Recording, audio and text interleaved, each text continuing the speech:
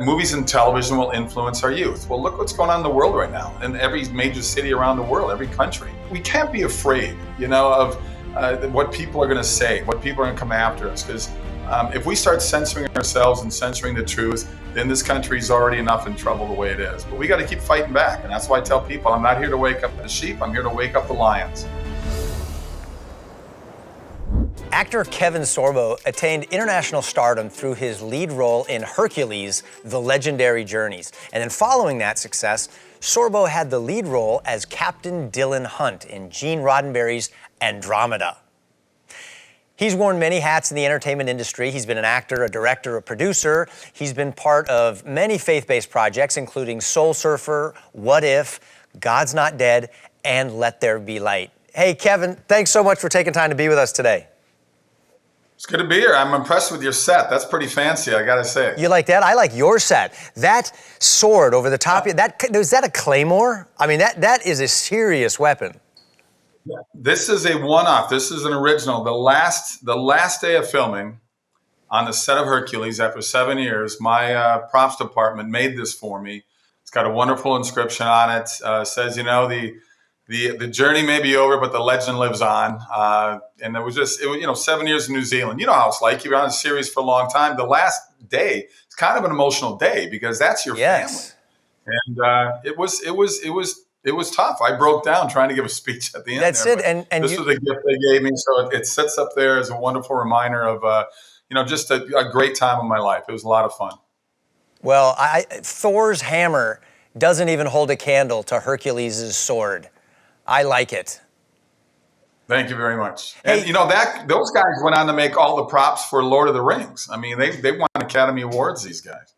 Kevin, you are a conservative Christian.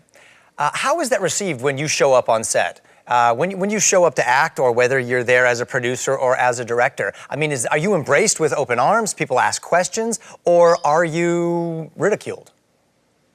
Kirk, I think you know what it's like. I mean, Hollywood loves guys like you and me. I mean, when I tell people I'm a Christian and a conservative, it's like being a double leper in Hollywood. So what's interesting to me, that what I've felt is being a conservative is enough, but being a Christian seems to be even a more bad thing to be in Hollywood. It's very strange to me. My manager and agent really bid farewell to me 11 years ago now. It was like an intervention. They brought me in the office and said, "We can't work with you anymore." And I was like, "Why?" "Well, the studios and all that, because of your stance." I'm going, wow. And you guys are the ones who are always screaming for tolerance and freedom of speech. But as you know, in the world of Hollywood, the secular world of Hollywood, that's a one-way street. And thank God for independent movies, because my wife and I, we have our own production company called Sorbo Studios. Please go to sorbostudios.com and check it out. But we've been doing most of our own productions on our own, finding the funding, either producing them.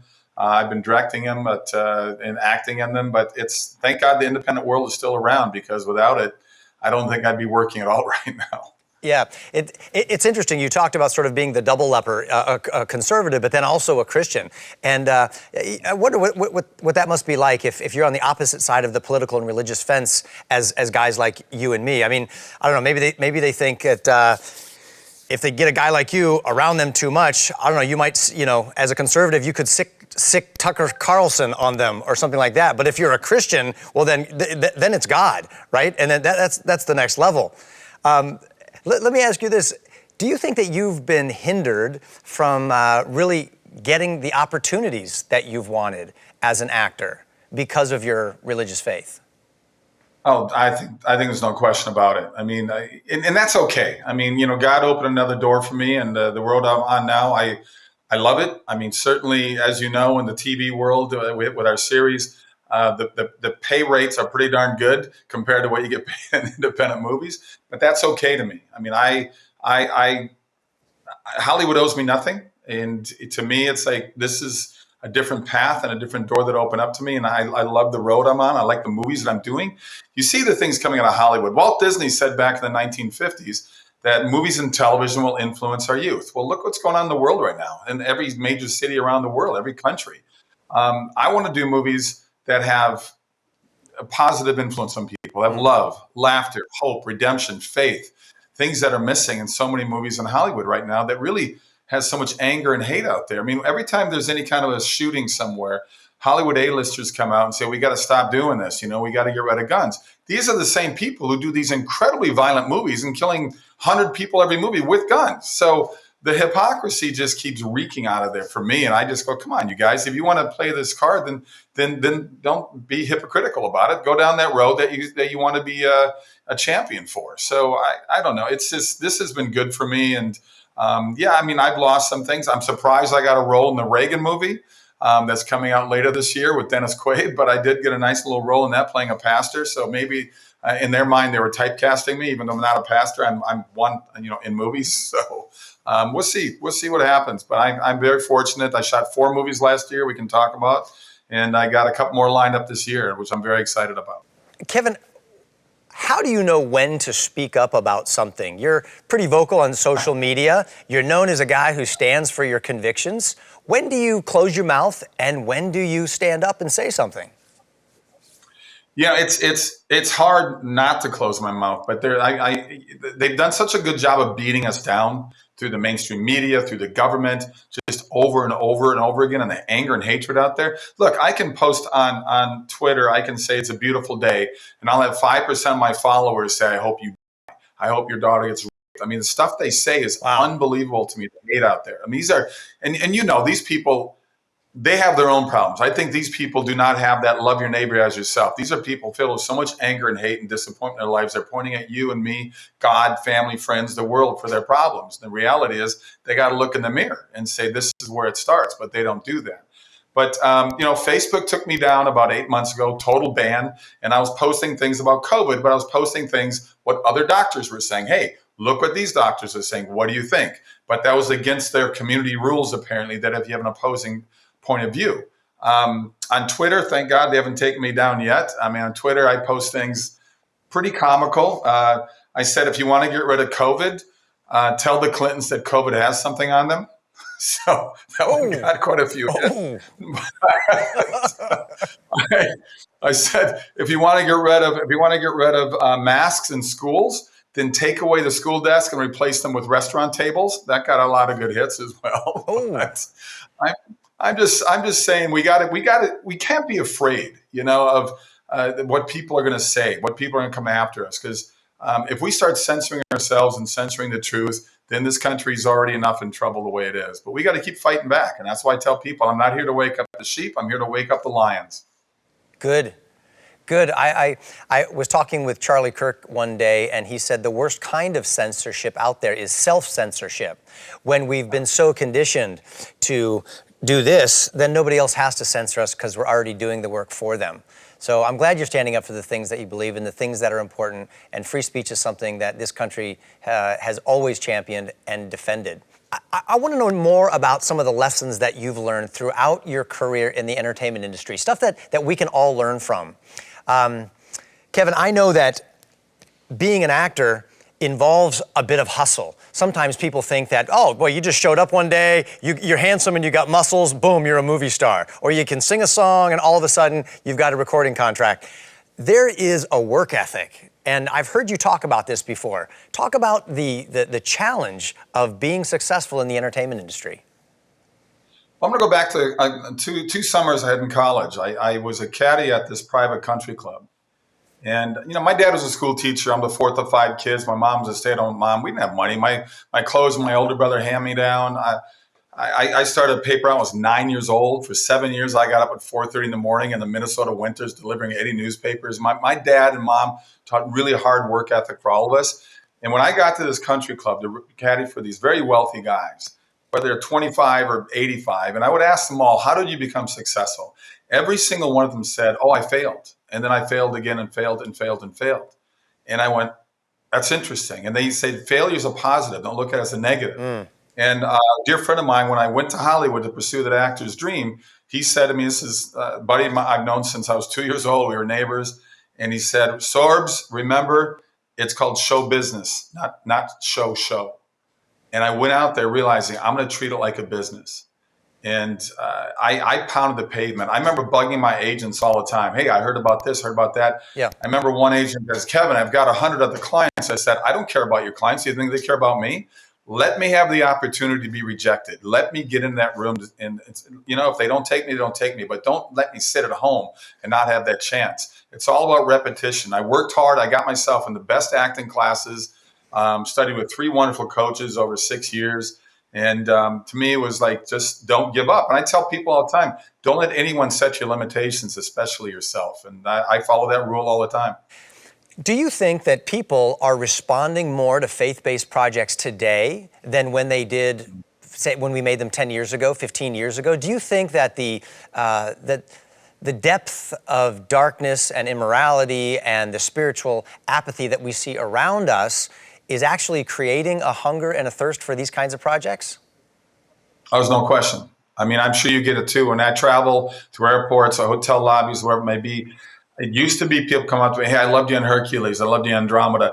90% of the time now, it's please make more movies like Soul Surfer and God's Not Dead and Let There Be Light. Please, please, please make those movies. Yeah. And I tell them, oh, then you got to tell the world when they're out there, because I'll do the best I can, because we need word of mouth to get these things out there. A God's Not Dead movie that's $2 million budget makes $70 million in theaters.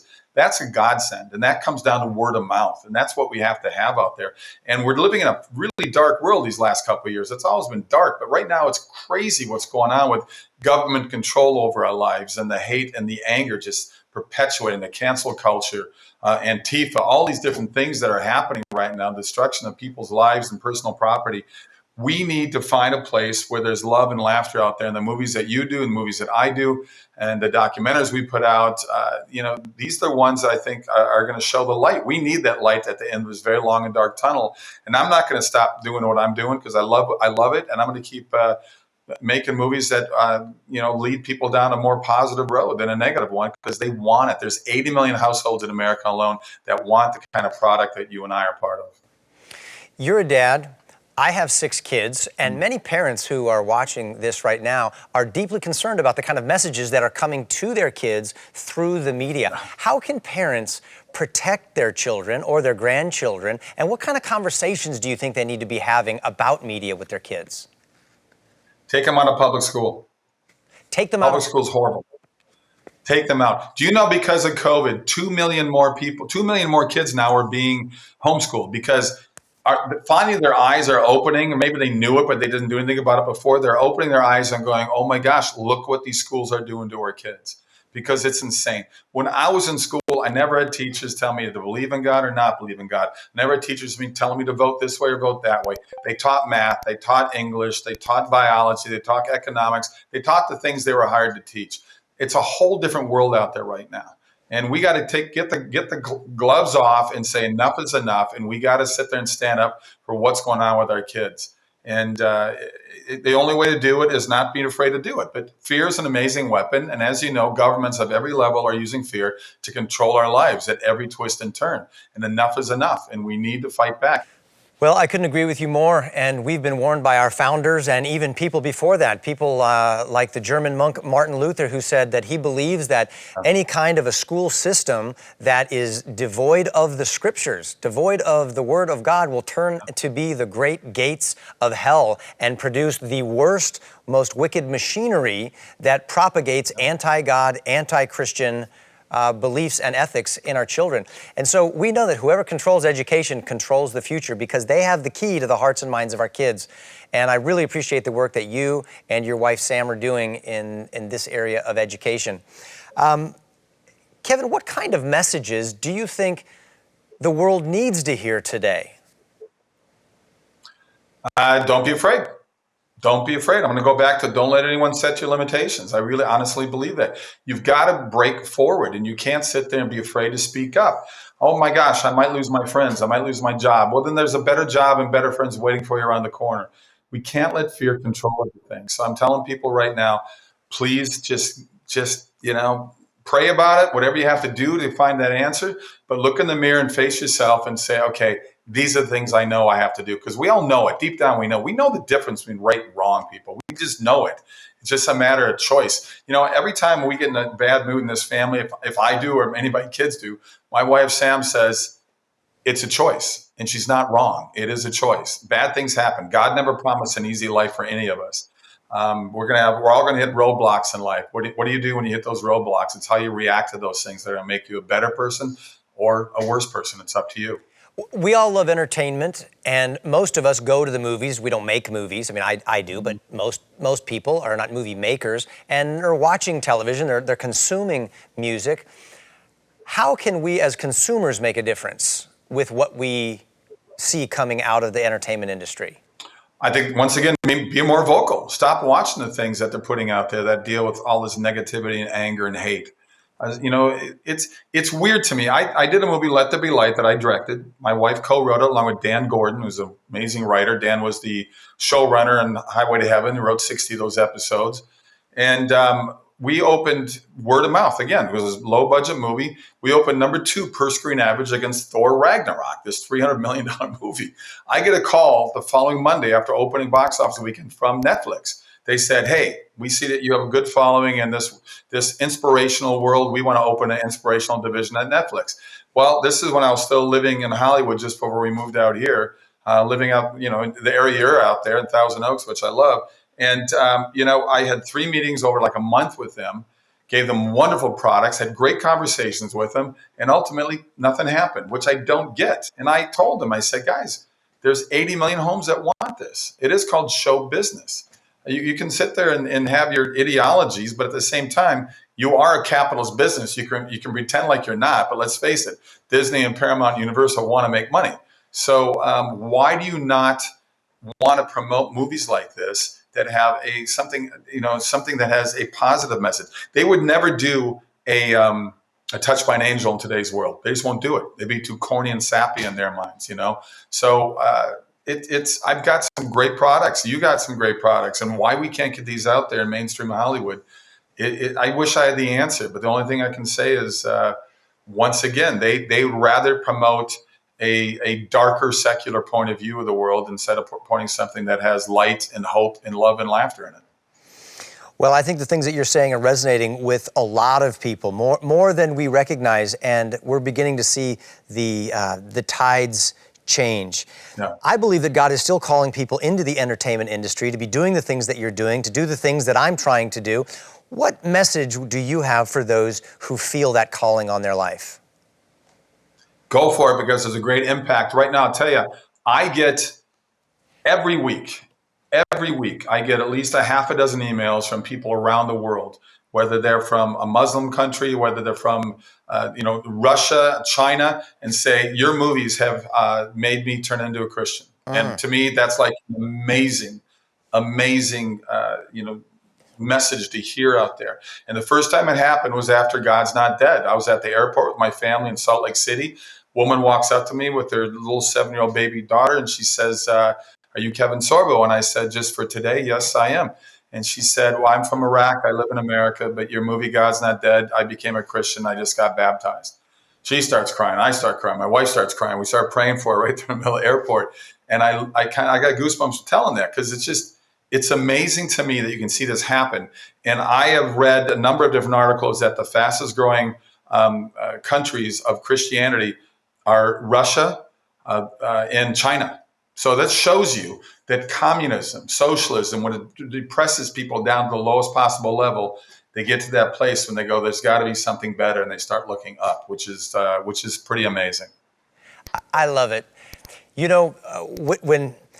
Usually when you say that you've been used by somebody, that's a negative, derogatory term, but there is nothing more positive and there's nothing more invigorating than to realize that you have been used by God to bring someone to spiritual life. And I'm so excited to hear stories like that, and I'm so thankful that God uses guys like you and me in the entertainment industry to point people to Jesus.